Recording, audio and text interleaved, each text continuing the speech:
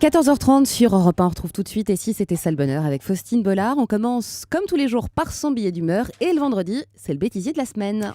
Oui, Julia, ça y est, j'ai ressorti l'écharpe et les collants en laine, les gants H&M et le paquet de mouchoirs dans la poche. Avec 2 degrés dans la voiture ce matin sur le périph', je pense qu'on peut définitivement enterrer l'été indien.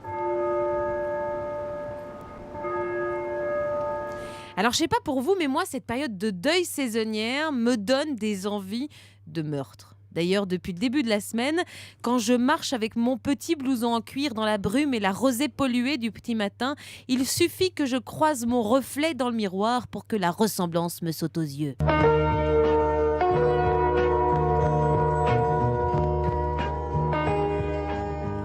Non, pas ma ressemblance avec Christophe Andelade, je vous remercie. Ce qui me saute aux yeux, c'est mon potentiel de serial killeuse, de Jack l'Éventreur, de Landru, d'Hannibal Lecter.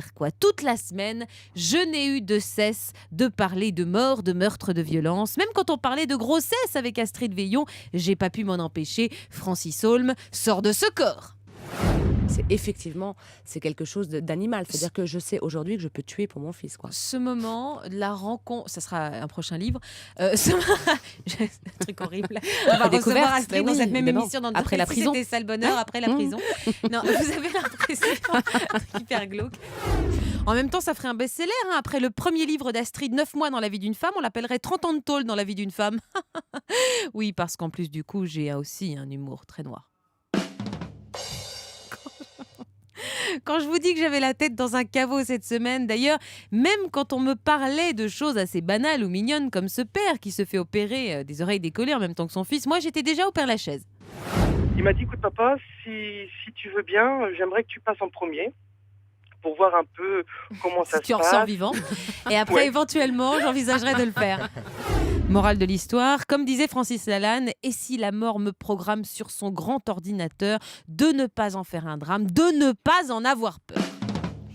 Anthony Bélanger, lui, devrait se préparer à en finir lui aussi, puisque grâce à moi, il risque cette semaine de se faire lyncher à Courrier International. En fait, c'est aussi un de mes pouvoirs, la délation.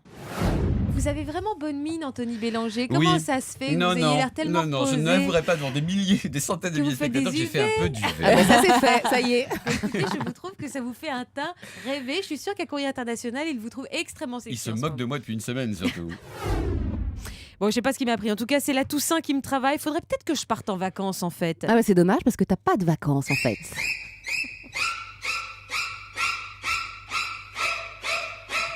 C'est pas grave, tant que je suis avec vous. Bienvenue dans Et si c'était ça le bonheur, l'émission du vendredi qui commence un peu par un grand n'importe quoi. Je pense qu'il faut le dire. Merci en tout cas d'être fidèle à Et si c'était ça le bonheur. Je serai peut-être de meilleure humeur la semaine prochaine. Merci en tout cas d'être avec nous jusqu'à 15h30. Laissez-vous aller, notre priorité. Comme tous les jours, je vous le promets, c'est vous.